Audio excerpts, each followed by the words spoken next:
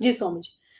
तो चर्चा को आगे बढ़ाते हुए मुझे लगता है कि एक बात मैं सभी दर्शकों से बोलना चाहती हूँ और एक ये मेरी भी खुद की राय है। अगर केंद्र सरकार में एक डिसीज़न लिया जाता है कि गैस की प्राइस बढ़ानी है, तो उसके आपके घर के बजट पे अगर असर पड़ता है, तो मुझे लगता है राजनीति का कोई भी निर्णय होगा, वो आपके अगर पर्सनल लाइफ़ पे अगर इसका इफ़ेक्ट आता है, तो हम यह नहीं बोल सकते कि राजनीति से हमें कोई लेना-देना नहीं है, राजनीति से हमें कोई मतलब नहीं है।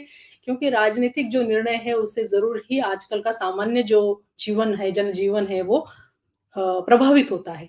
और रही जहाँ तक बात सन्यासियों के राजनीति के साथ जुड़ने की तो उत्तर प्रदेश के बाबा आदित्यनाथ जो है बाबा बुलडोज़र बाबा जो है, उन्होंने तो वहाँ आके एक मिसाल खड़ी कर दी है कि गुणतंत्र के आधार पे अगर कोई आध्यात्मिक क्षेत्र से जुड़ा हुआ व्यक्ति अगर राजनीति में आता है, तो वो किस तरीके की क्रांति वो कर सकता है, किस तरीके से धर्म की पुनर्स्थापना वो कर सकता है, जिसकी अभी काफ़ी ज़रूरत लगती है भगवान के इसमें।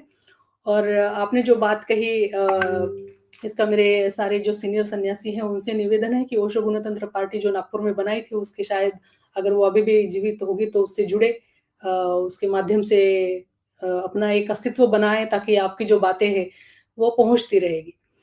जी, स्वामी जी। तो यहाँ पे अब यह बात आपको इस पे कुछ बताना था? आपके आपके बात कहते-कहते हमको एक बात और याद आ गई कि जो भगवान के सपनों का नगर इस दुनिया में बसा रजनीशपुरम के नाम से अमेरिका में। जी। तो उसमें भी हम लोगों ने वहाँ मेयर का इलेक्शन लड़ा और वहाँ मेयर हम लोगों का बना। तो यानी कि जी। पॉलिटिक्स से भगवान श्री रजनीश का उस तरह से मतलब दूरी नहीं रही। उन्होंने इसके बारे में कुछ बातें बताई हैं तो उसके हिसाब से कर ली जाए। तो कई कई पुस्तकें हैं उस पे, नए समाज की खोज है, नए भारत की खोज है। इस तरह की कई कई किताबें हैं जिसके बारे में आप लोग पढ़ेंगे तो फिर आपको पॉलिटिक्स का कुछ ज्ञान होगा। और इतना मत घबराइए, और जो लोग कंफ्यूजन पैदा कर रहे हैं हम खासतौर पे उनको कहना चाहते हैं, इतना लोगों को भ्रमित मत कीजिए। सभी चीजें इस संसार में आवश्यक हैं और पॉलिटिक्स भी उसका एक हिस्सा है। तो dogs and politicians not allow, ये पूना 1 में लिखा गया था और पूना 1 में ही उस बोर्ड को हटा दिया गया। तो अभी जो है उससे आगे बढ़ने की जरूरत है। जी माँ जी। जी, और हमने यह देखा कि जब यह आंदोलन शुरू हुआ था 2 साल पहले और काफ़ी सन्यासी गए थे रामदास आठवले जी के पास और उन्होंने एक विश्वास भी दिलाया था और उन्होंने एक एश्योरेंस दिया था कि वो इस मैटर को रखेंगे, केंद्र सरकार के सामने भी रखेंगे कि सन्यासियों के कब्ज़े में वापस दिया जाए आश्रम और ये जो भी यहाँ इरेगुलैरिटीज़ हो रही है उसमें इन्वेस्टिगेशन हो और उनके आश्वासन के चलते वह दिल्ली के आश्रम में भी आए थे। लेकिन शायद दिल्ली के आश्रम का किसी ने मुझसे यह बात साझा की थी कि वहाँ पे जो उन्हें सपोर्ट मिलना चाहिए था उनके आने के लिए, आने के बाद में, तो वो उनको नहीं मिला। शायद वो इनको इसलिए नहीं मिला कि वो एक पिछड़े जमाती के नेता है या कुछ ऐसे है और कुछ लोग चाहते हैं कि वो बीजेपी के नेता को लेके आए, कोई चाहता है कि बीएसपी के होंगे तो वो आएँगे तो कुछ और काम करेंगे। तो यह मानसिकता के बारे में आप कुछ बात करना चाहेंगे क्या? जो सन्यासियों की जो मानसिकता है अलग-अलग दलों को सपोर्ट करने की। जी, आपने बहुत अच्छी बात रखी है। तो ये भी है, और ये एक ऐसी बीमारी है अगड़े और पिछड़े की और मानसिक बीमारी की, जहाँ तक आपने बात कही, तो ये है। तो जो जिस पार्टी को समर्थन करता है वो सोचता है कि जी उस पार्टी के लोग आने चाहिए तब तो ठीक है, और दूसरे के आते हैं तो गलत है।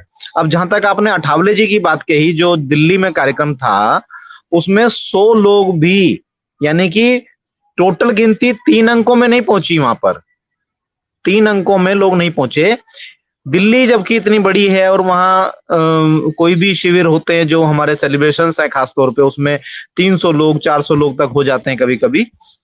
तो उसमें 100 लोग भी नहीं पहुंचे। तो उसके पीछे कारण क्या रहा होगा कि जिन लोगों ने अठावले जी के साथ फोटो खिंचाए, उन लोगों ने लोगों को सूचित ही नहीं किया, उन लोगों ने लोगों को बुलाया ही नहीं। और शायद वही लोग हैं जो अभी आंदोलन करना चाह रहे हैं और जो ना आंदोलन को कमजोर, आंदोलन करना भी चाह रहे हैं लेकिन एक कमजोर आंदोलन वो चाहते हैं। आंदोलन होता रहे ये जरूर चाहते हैं, लेकिन कोई रिजल्ट निकले ये नहीं चाहते हैं। तो वही लोग हैं जो लोग अभी ऐसा अपील करते हैं कि भाई राजनेताओं से थोड़ी दूरी बनाइए। भाई राजनेताओं से दूरी बनानी थी तो भाई आप अपने आश्रम में क्यों बुलाते हैं, अपने आश्रम में क्यों बुलाते हैं? और जी। और जहां तक अगड़े और पिछड़े राजनेता की बात है, वो तो एक बड़ी लड़ाई है, वो एक अलग तरह की बात हो जाएगी। तो फिलहाल बात यही है कि भी जिसकी जिससे सहमति है वो उसको बुलाए और सबको बुलाया जाए, और अगर इस समस्या का समाधान में उनका भी योगदान होना है तो उनका भी योगदान लिया जाए, सभी का, जो भी लोग हैं। जी माँ। जी, ये बात आपने बहुत अच्छी कही कि चाहे वो किसी भी राजनीतिक दल का रिप्रेजेंटेटिव हो अगर लेकिन वो भगवान से जुड़ना चाहता है और भगवान के कार्य में उससे कोई सफलता मिलती है, जो अभी का पहला लक्ष्य है कि आश्रम की मैनेजमेंट में बदलाव हो और वहाँ पे सभी सन्यासियों का प्रेमपूर्वक स्वागत हो, ना कि किसी को बैन हो, ना किसी का अपमान हो और सबकी स्वतंत्रता आबादी रहे। यह जो पहला प्रयास चल रहा है इस आंदोलन का, उसमें सक्सेस के लिए जो भी पार्टी साथ में आए, सभी का यहाँ पे